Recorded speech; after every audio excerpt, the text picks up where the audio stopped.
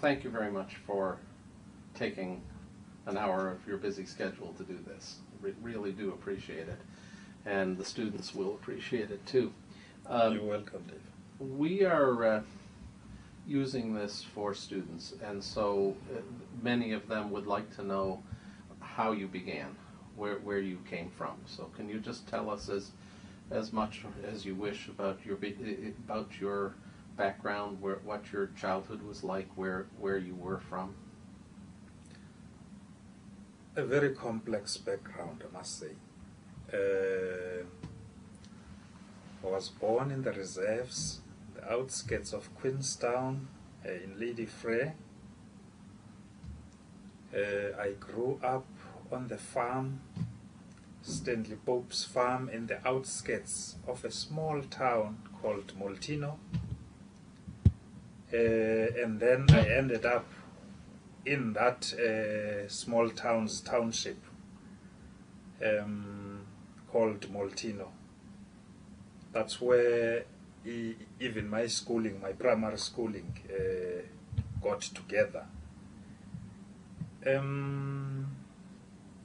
As I grew up, I grew up without parents.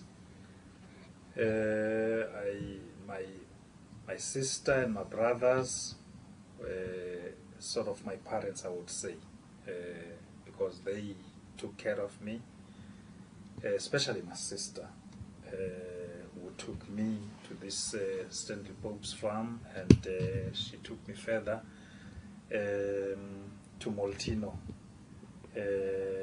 That is where her husband was. In the process of doing all this, one was gaining varying experiences. When you are a reserve boy, you go to a farm. Farm people see themselves as better than those who are coming from the reserve. And you come from a farm, you go to town. Town people obviously are better than those who are coming from the farm. And from there, because I started looking for work for myself, I ended up in the city. So it was a progression of different experiences in my life. And this was an all Xhosa speaking community, is that right? Sorry. What was the language that people spoke in all these communities? Well, in all these communities, they were speaking Xhosa. Fortunately, even the farm that I was at, the farmer, his father, his sons, they were speaking Xhosa. And then at some point, English started to be something you had to learn in order to move into a different level? Well, English was a subject from Sub A. It was that subject, English Sub A, Sub B, Standard 1, 2, 3, 4, 5, and 6. But as you move in these communities, life generally, or broadly speaking, plays its role. Because as naughty little boys, we would listen to the farmer, the visitors to the farmer when they were speaking, and we would analyze thereafter. It was all being boys, you know, who were naughty, but we used to analyze it. Moving from that farm to town, that's where, therefore, one got a variety of languages. You got Afrikaans, you got English, and you got Xhosa.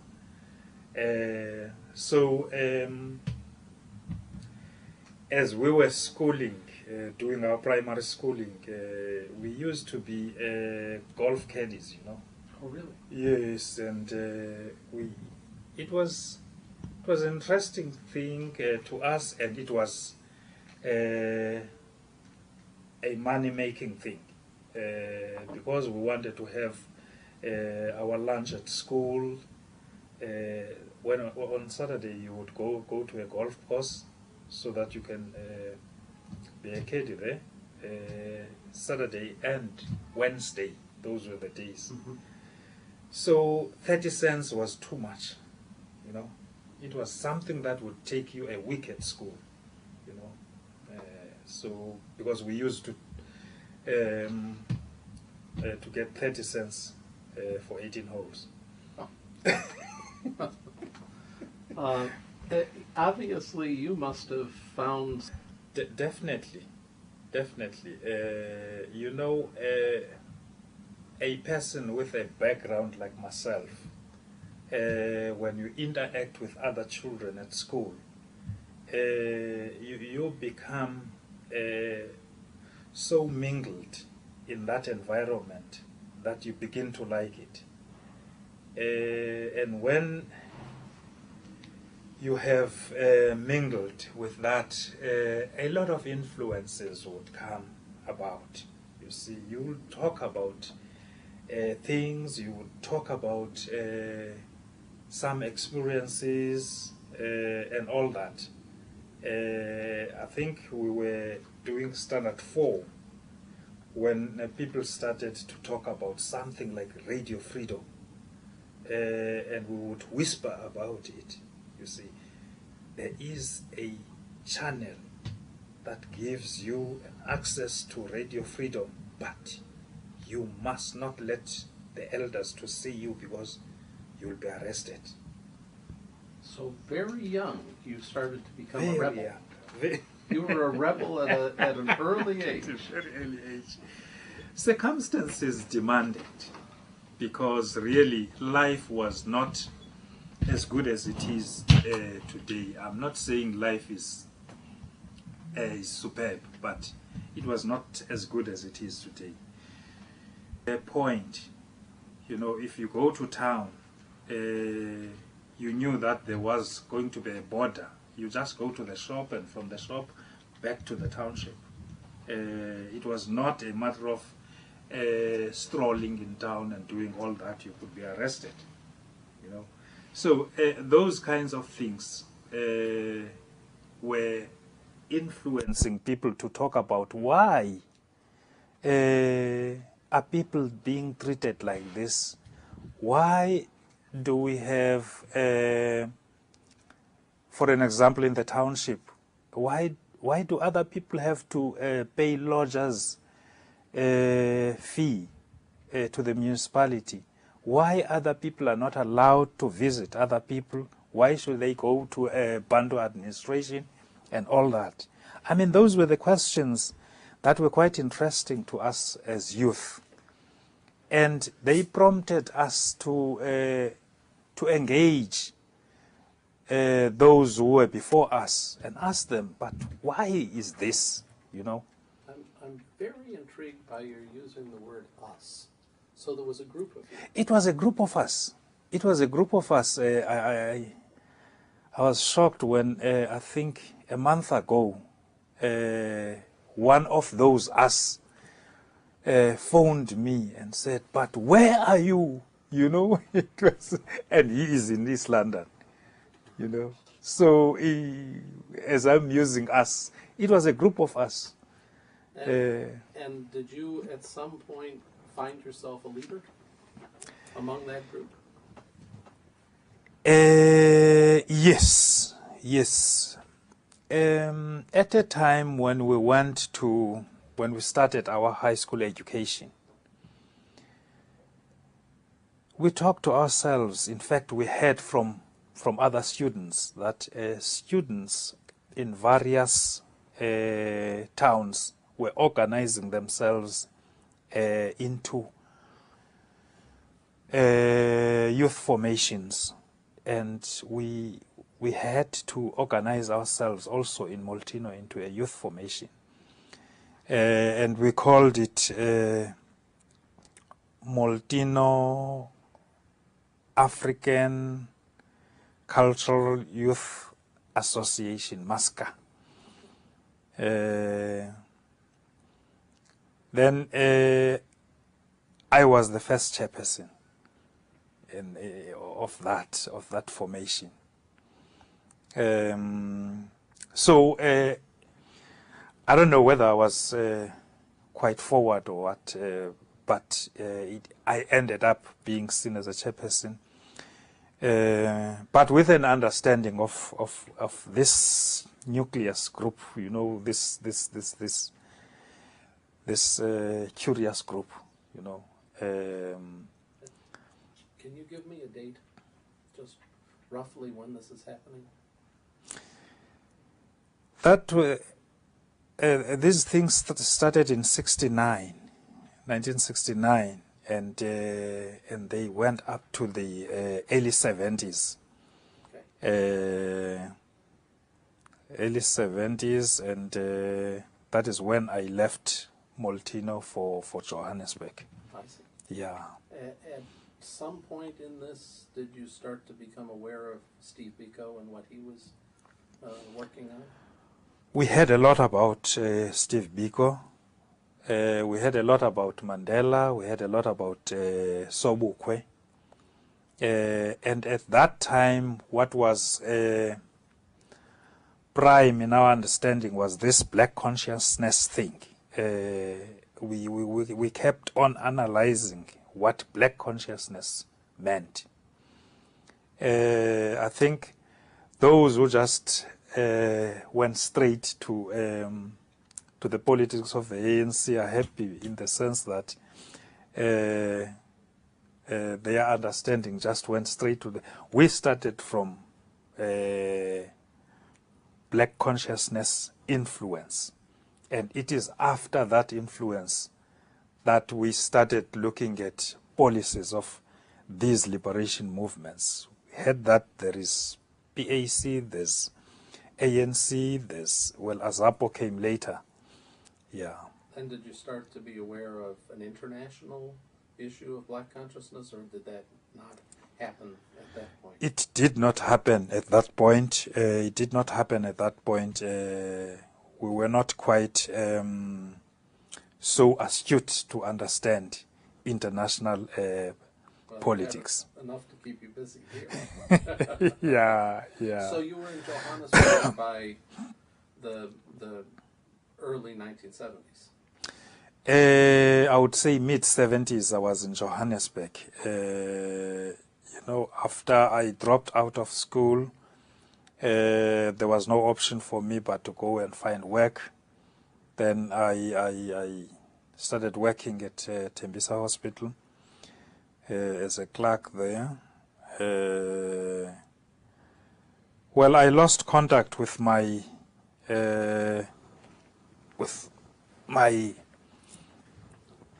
previous fellow students back at home until I got back.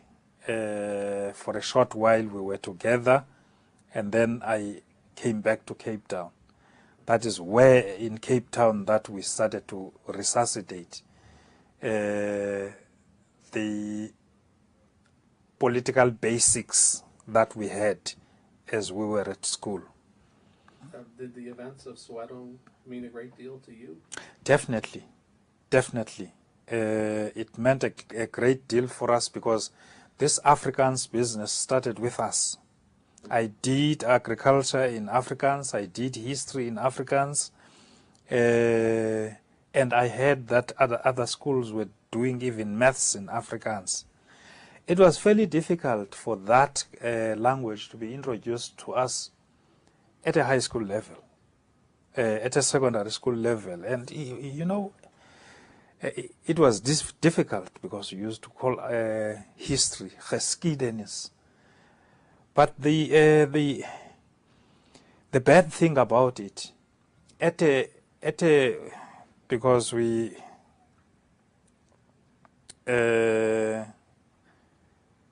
had these schooling divisions, like you were at a junior, secondary, and at high school, and all that. Whilst you were at a secondary, you would do history in Afrikaans. But when you get to high school, doing your Form 4 and Form 5, which is Standard 9 and 10, back to English. So that's where the difficulty was. You would come with your Africans from, we used to call them forms, Form 1, Form 2, Form 3. And then when you get to Form 4, you start English again.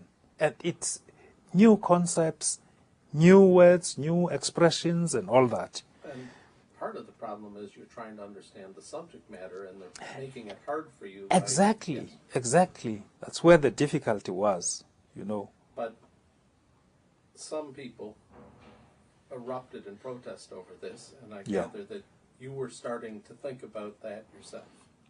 That you were starting to wonder whether a life of activism was in your future. It was clear that life of activism was in our future, or in my future, I would say. But one at that stage was looking at the right connection. One at that stage was looking at what is it that we should do when we're faced with this situation. But fortunately, 1976 came as a gift of liberation, I would say. Yeah. That's wonderful. And you felt that it opened up your heart, your mind, your work? Exactly. It reopened up everything that was beginning to rot in me, or that was beginning to lie dust in me. And that is that was after which we started all kinds of things like bus boycotts, rent boycotts, meat boycotts, all kinds of boycotts, just to drive the point home. And this was after you'd come to Cape Town? Yes, that was in Cape Town then. That was in Cape Town. At some point, did you join the ANC? Not formally joining the ANC, like signing up in the ANC. Which was illegal. It was illegal. Yes. One was working for the ANC without having signed for membership. Could you describe that a little bit? You would be, you'd have contacts in the underground ANC, and they would advise you. And yes, you would have these people that would be part of whatever activity that you would be doing, but you would notice that they were giving direction. People who would not want to be part of anything, but part of a discussion that influence the direction of the discussion. And we started to understand that these are the people from the ANC. And it happened at times that you would have that kind of a meeting, and the following day you would pick up a few pamphlets, you see. And picking up those few pamphlets then was an honor to us, and you would take that pamphlet, hide it. You would want to sit as a group and analyze the pamphlet, you know. And there was some danger involved in doing that. There was some danger involved in doing that, definitely. I know by 1980 you had become involved in the Cape Housing Action Committee. In 1980, you know, when you talk about these dates now, you begin to wonder which one came first. Okay. You know, there was this Cape Youth Congress that was formed. These civic organizations like Western Cape Civic Organization, Cape Housing Action Committee, they were operating on the color line, because Cape Housing Action Area, what is this? Cape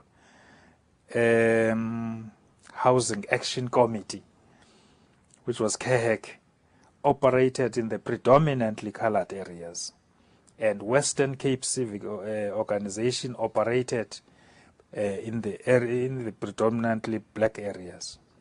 But the Cape Youth Congress that was formed in the 80s, I can't remember when was it formed, Zwai. Perhaps you would remember. Around 81, 82. 81, 82. It was a youth formation for the Cape, for the Western Cape, across the colour line. It did not differentiate between those who were staying on that side of the railway line or on this side of the railway line, as we used to call it. Did you use the term non-racial in those days? Well, non-racial was used in those days, especially in sports. That concept was quite prevalent in sports circles, and well, in our organizations at that time when we drew our constitution, we made it a point that the question of non-racial, non-sexist would appear in our constitutions. This is a period, it seems to me, where organizations are appearing almost overnight, one after the other. You've listed several. And in 1983, the United Democratic Front is yet another one added to the list. And you were very much involved in the Cape creation of the UDF. Correct. Could you describe that for the student? Well, at that time, I was the president of the Cape Youth Congress. As the UDF, as preparations of the UDF were made, well, as the youth then, we were called to campaigns that sought to conscientize people about what was going to be or what was going to be launched. We used to distribute pamphlets. We used to be briefed by those who were, in fact, working towards the launch of the UDF, the organizers of those activities. People like Terra Likota, the Minister of Defense, Minister of Finance, Trevor Manuel, they used to come and brief us. Johnny Issel was one person. People like Christmas Tinto, Zoli Malindi, Oscar Mpeta, they used to give us a line of march, I would say. As much as some of them were younger than we were, whilst we were in the youth, yeah. Did you resist that at all? No, not at all. Not at all. It was a question of structural positions. I was belonging to the youth, and I had to marshal the youth to action, you see. So and your portfolio, as it were, was the youth. Exactly. And each of these other groups would, and so you would get together to coordinate. Correct. And is that what the UDF really ended up helping to do? To allow all of this to come together? Exactly, that's what the UDF used. In fact, the UDF became that organization where all belonged to, you know. It was a formation to which every bit and piece of organization that existed in the absence of the African National Congress at that time, they all gathered under the umbrella of the United Democratic Front. Events overtook you when Crossroads erupted. Yeah. And I would very much like to know. Well, Crossroads was one site of struggle that we found ourselves in. You will remember that there were these Section 10 rights at that time, and people who stayed in Crossroads had no right to be in Cape Town. So they forcibly stayed there, you know. But as they were staying there was this understanding that people cannot loosely stay wherever they are, especially when they are affected by one single thing, that of not having rights to be where they are. And therefore there were talks about a way of coordinating activities in Crossroads, and the entire community decided therefore that they should have an executive committee that would have a chairperson, so that there can be, activities in Crossroads could be coordinated under an executive committee. At that time, we were still classified as youth. And that arrangement did not leave us out. We were there as people who were advising on youth interests and everything. We were not part of that particular executive when it was eventually elected. But in any youth-related matter, that executive would consult with us. But I must say that it was an executive of very, very conservative people, I must say. Very, very conservative. Not, you wouldn't term them progressive, you know, because you would come with a progressive approach to issues, and then they would say, no, as old people were not for that, with no particular reason or whatever, which was quite frustrating to us as the youth at times. So when Crossroads erupted into violence, this old leadership couldn't have been very competent in handling it. Yeah, when Crossroads erupted into violence, there were two types of violence that came up there. One was a power struggle violence between the then chairperson and the then deputy chairperson. Both wanted to lead the same area.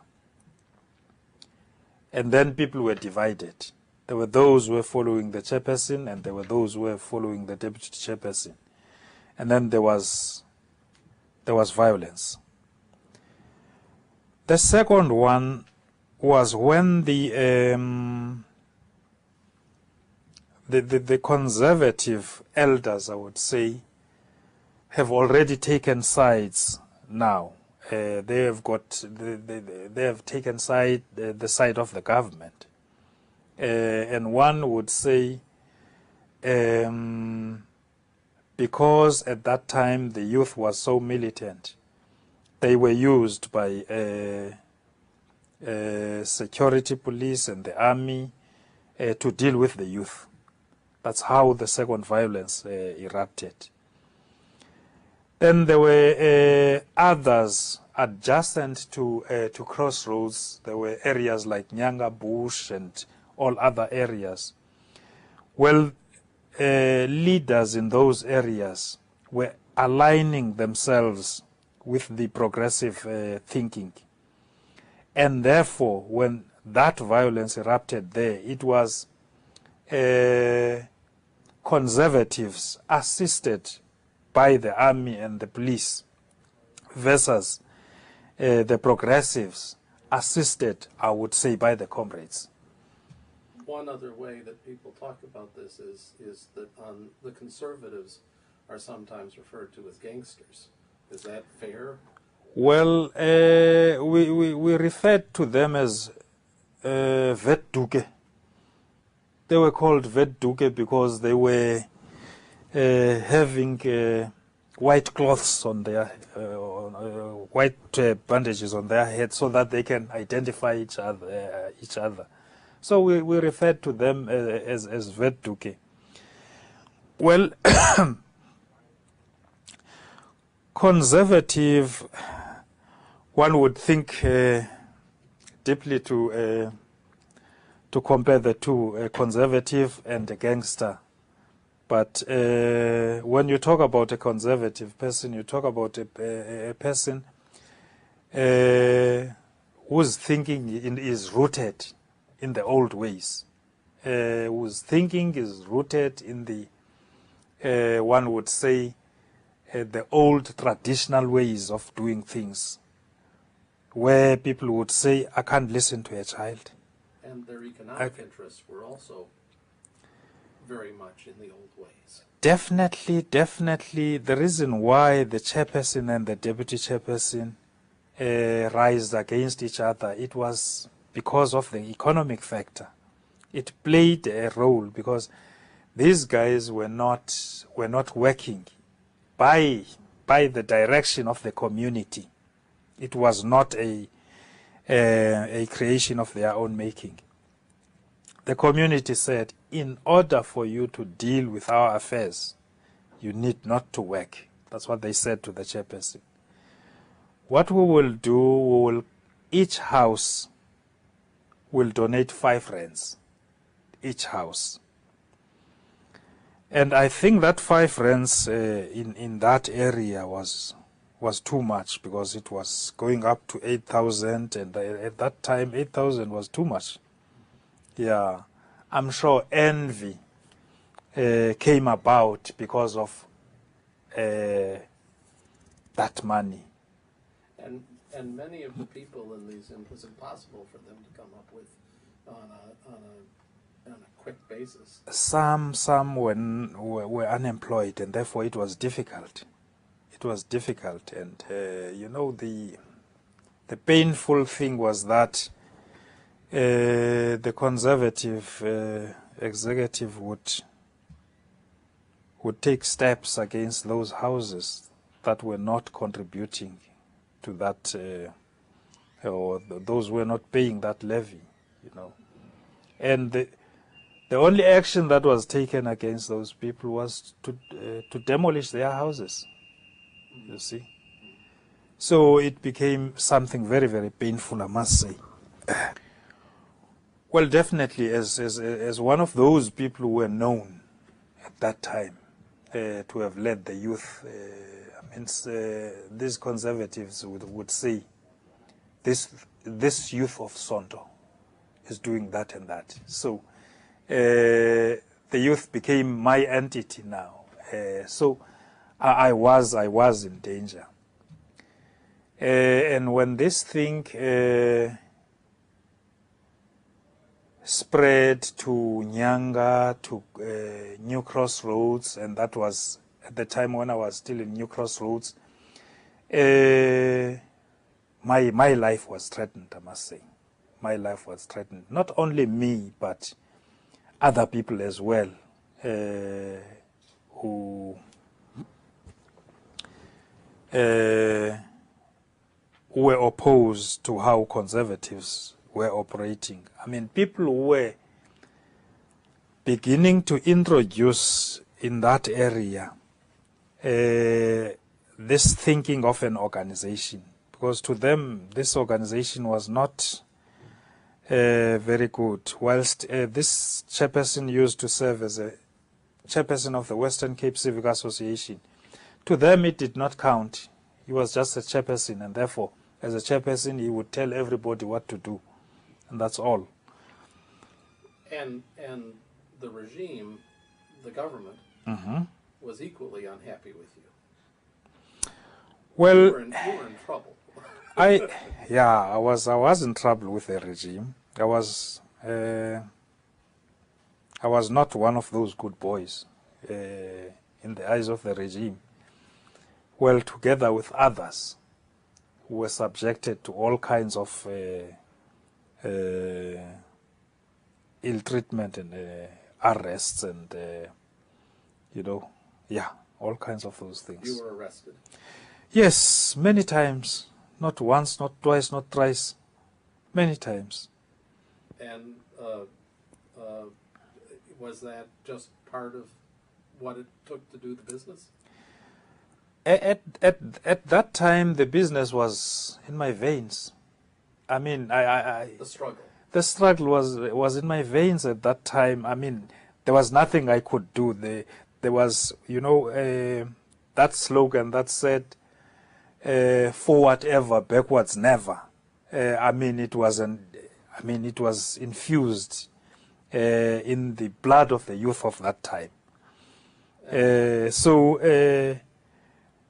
All these, all the things that the system was doing, or the regime was doing, to us it was just encouraging us to do it more.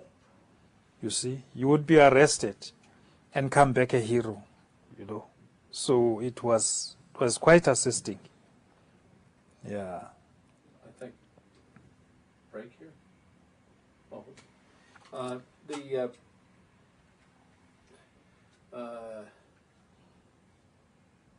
By the late 80s, were you getting a sense that things were changing?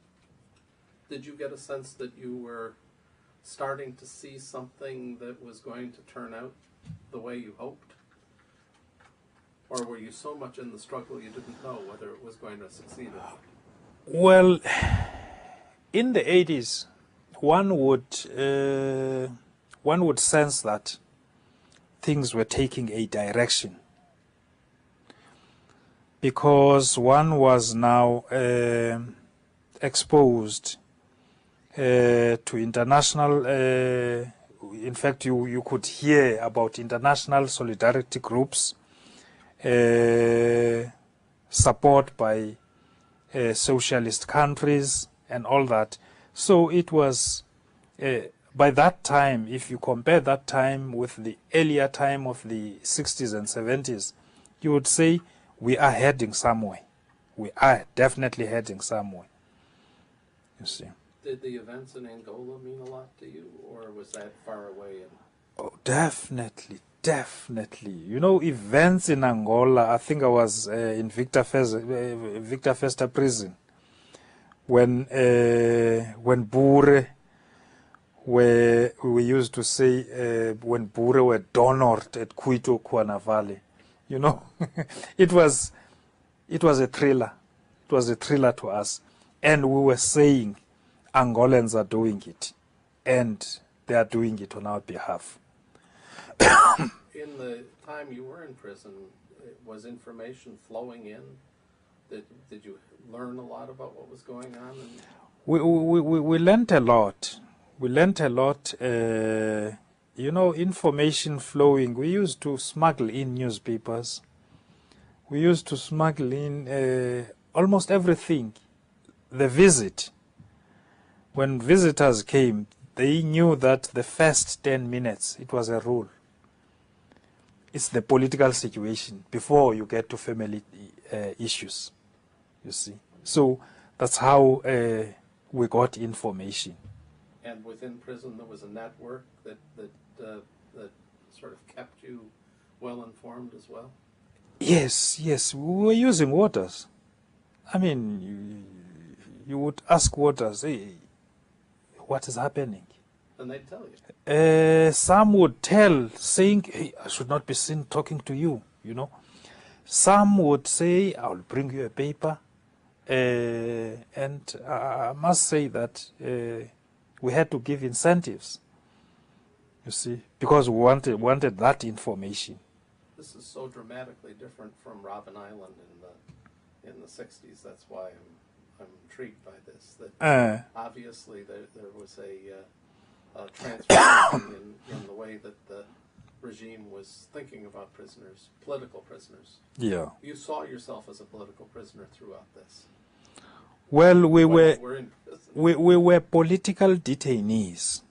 We were political detainees, and we used everything that came to our favor to get information. We used to instruct people to get sick, to pretend as if they are sick, so that they can be taken to hospital or to the doctor. And at that time, we are passing out a message that the situation is here. We would identify reliable nurses or nursing staff, and so when someone has gone out to the doctor, we know that information is going to come back. was sending information out, information is going to come back. That's how it was. What year were you released from prison? You know, as detainees, political detainees were coming in and out of prison. Before the state of emergency, in fact, the conflict in Crossroads ended up with some of us being in jail or in prison. We had a case that was running, a case of public violence, arson and everything, which we won.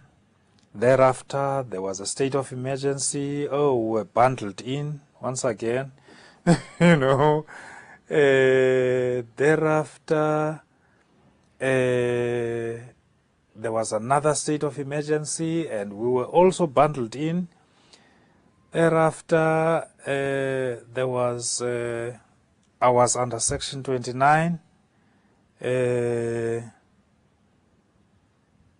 Thereafter, these were different years and different periods, but to be out, that was in 1988. When I was out, I was out of the state of emergency in 1988. Then I went to 29 again. I think I went twice to 29. I didn't stay long the second time in 29. Earlier, I stayed for about 6 months in Section 29, solitary confinement. But this time around, I think I stayed just for a week. And then, all of a sudden, it seemed to people from the outside, the ANC was no longer banned. And things started to change, it seemed, very rapidly. Is that how it felt to you?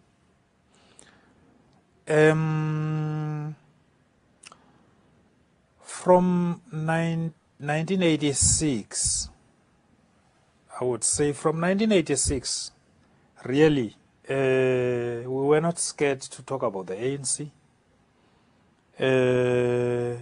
ANC was a reality. ANC was there. I remember at Victor Fester in one Christmas, 86, yeah, on Christmas, we made an ANC flag design in prison, and we had a Christmas celebration in an ANC mode. You know, we used all, you know, people could be creative, really.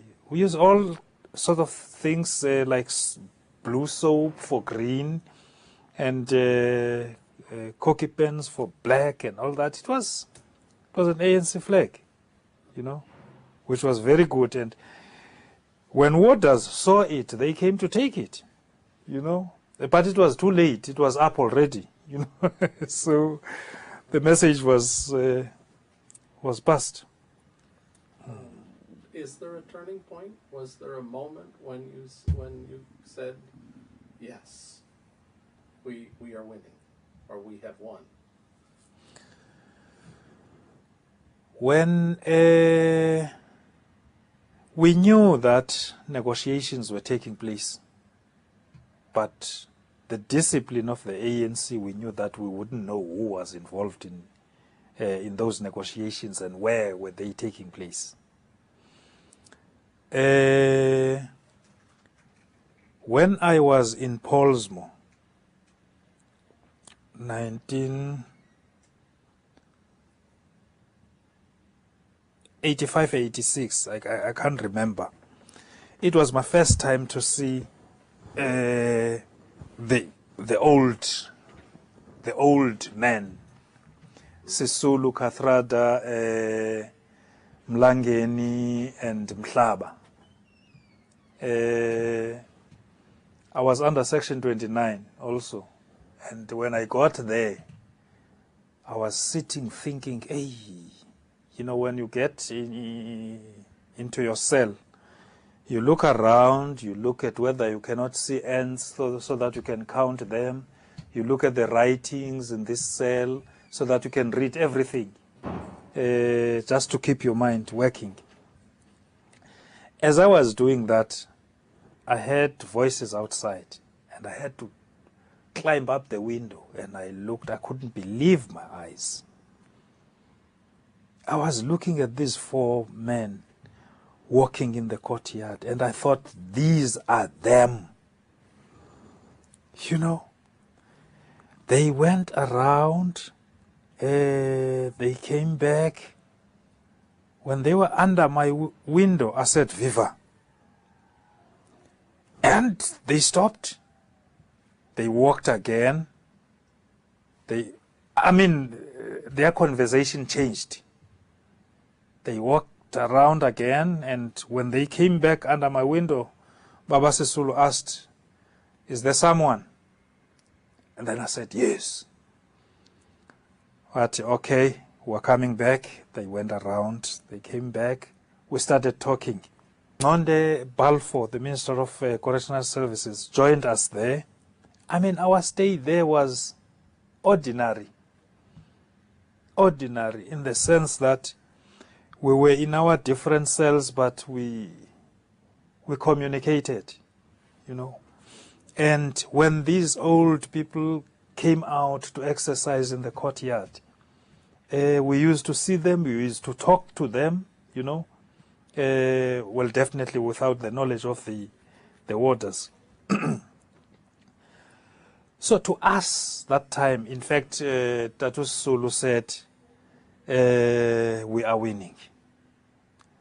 And to me as a person, that was a message that was saying the objective is being realized, you know.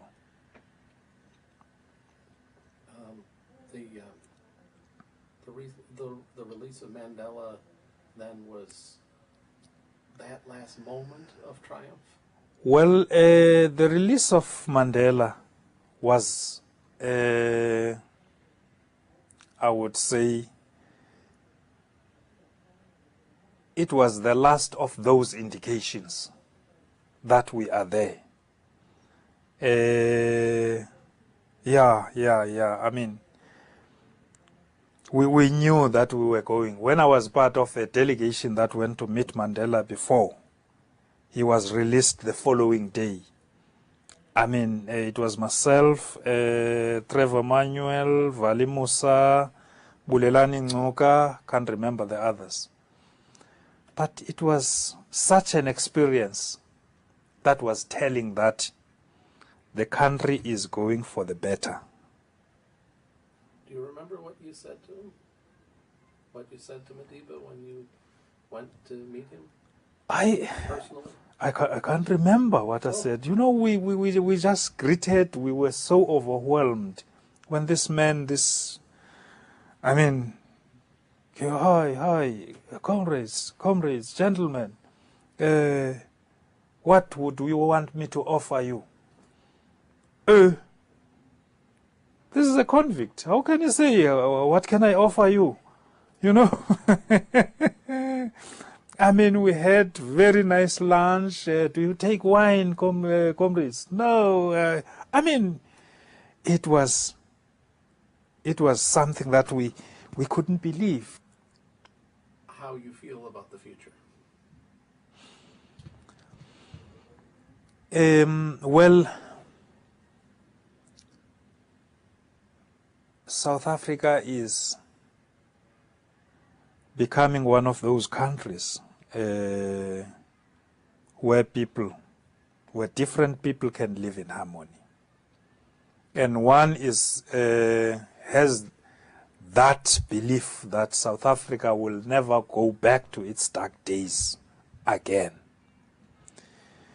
The future of this country, whilst it might be dependent on the development of other countries in Africa, but this country has been a cutting edge for Africa development, and therefore it will play that role of being a front runner in terms of taking Africa into the map of the globe, insofar as development is concerned. Yeah. Thank you very much. Thank you very much.